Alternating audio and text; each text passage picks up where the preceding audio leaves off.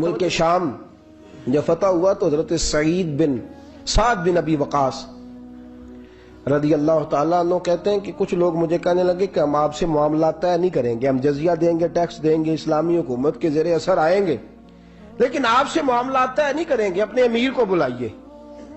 تو حضرت سیدنا سعد بن ابی وقاص کہتے ہیں میں نے خط لکھا، فرماتے خط لکھا حضرت عمر کو، میں نے کہا جناب آئیے۔ جواب میں حضرت عمر نے خط میں جواب لکھا کہ فلاں دن فلاں تاریخ فلاں وقت میں ملک کے شام پہنچ جاؤں گا۔ حضرت سیدنا عمر چلے گھر سے، ایک غلام، ایک گھوڑا، ایک نیزہ۔ حضرت فاروق اعظم نے کچھ کھجوریں، خشک کھجوریں، کچھ سرکہ باندھ کے رکھ لیا رستے میں کھانے کو۔ یہ بادشاہی میں فقیری ہو رہی ہے، لاکھوں مربع میل کا حکمران ہے، کروڑوں اور اربوں روپے پاس پڑے ہوئے، وہ ساری چیزیں رکھ لیں اور سیدنا عمر فاروق رضی اللہ تعالیٰ عنہ چلنے لگے۔ اب غلام سے کہنے لگے بھئی میرا گھوڑا ذرا ماڑا ہے، کمزور ہے، طے کر لیں اتنے میل تو گھوڑے پہ بیٹھے گا، میں پیدل چلوں گا، پھر اتنے میل میں گھوڑے پہ بیٹھوں گا، تو پیدل چلے گا۔ ملک شام پہنچنے کا وقت آ گیا۔ جب وقت آیا تو پیدل چلنے کی سواری حضرت عمر کی تھی، ان کی باری تھی پیدل چلنے کی، اور سواری پر سوار ہونے کی باری غلام کی تھی۔ کہ لوگ رشتے کرتے ہیں نا تو کرائے کی کار لے کے چلے جاتے ہیں، بعد میں وہ پوچھتے ہیں کہ تسی تے کار تے آئے سو۔ ہم اپنے آپ کو بنانے کے لیے جھوٹی انعام بھی خریدنی پڑے تو خریدنے سے ہم پرہیز، ہم جو بتاتے ہیں وہ ہم ہوتے نہیں، اور جو ہوتے ہیں وہ ہم بتاتے۔ حضرت سیدنا عمر فاروق رضی اللہ تعالیٰ عنہ سواری پہ غلام ہے، خود پیدل ہے، اور حال کیا ہے؟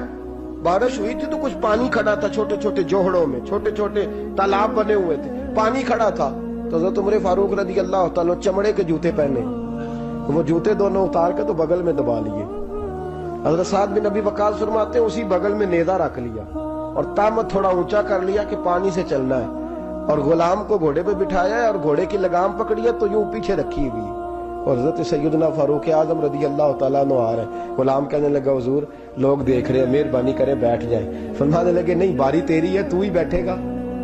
اس نے کہا حضور نہیں وہ تو ٹھیک ہے، کوئی باری فرض تو نہیں نہ ہو گئی، آپ مہربانی کریں آپ آ جائیں، ذرا لوگ آ رہے ہیں۔ فرمایا تمہیں کہا نا، غلام کا تھا میں نے تیسری دفعہ کہا تو حضرت عمر نے جلال سے دیکھا، اور جناب عمر کا جلال تو زمین کانپنے لگ جاتی تھی۔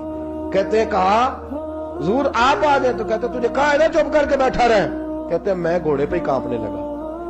غلام اب حضرت سعد بن ابی وقاص کہتے ہیں سورج غروب ہو رہا تھا، شعائیں پانی میں پڑ رہی تھی، حضرت عمر پانی سے، میں نے غور سے دیکھا تو دوڑا گیا، جا کے نا بچے نہیں مشورہ دیتے ابا جی کو، ابا جی انج نہیں کریدا، دور بدل گیا جی، کہتے میں دوڑا گیا اور جا کر کے حضرت سیدنا عمر فاروق کو کہا حضور مہربانی کریں، ٹھیک ہے آپ کی درویشی سے کون آگاہ نہیں، وزیر کھڑے ہیں، سفیر کھڑے ہیں، بڑے بڑے عمرا، بڑے بڑے ملکوں کے حکمران ہیں، آپ مہربانی کریں یہ تامت ذرا نیچا کریں، اور جوتا پہن لیں، اگر خراب ہو گیا تو اللہ نیا بھی دے دے گا، اور مہربانی کریں ذرا غلام کو کہیں نیچے آ جائے۔ حضرت عمر کہنے لگے تمہیں کیا تکلیف ہے؟ کہا حضرت جی وہ وزیر مشیر کھڑے ہیں، یہودی ہیں، عیسائی ہیں، نجرانی ہیں، بہت بڑے بڑے مذاہب کے اور بڑے بڑے ملکوں کے ہیں، آپ کا بڑا نام سنا ہے۔ حضرت سیدنا سعد بن ابی وقاص فرماتے ہیں میرے ساتھ اتنا ترش رویہ حضرت عمر کا پہلے کبھی نہیں ہوا۔ کہتے ہیں ماتھے پہ شکن آیا اور کہنے لگے تجھے تیری مار ہوئے، ان 4 لوگوں کے لیے میں اپنے نبی کا طریقہ چھوڑ دوں، ان 4 دنیا داروں کے لیے نبی پاک کا طریقہ چھوڑ دوں۔ فرمانے لگے سر سے پگڑی اتاری حضرت عمر نے جلال میں، فرمانے لگے میرے سر پہ جو بال ہے نا یہ مجھے کسی دنیا دار نے نہیں دیے، یہ ساری عزتیں مجھے آمنہ کے لال نے عطا فرمائی ہے۔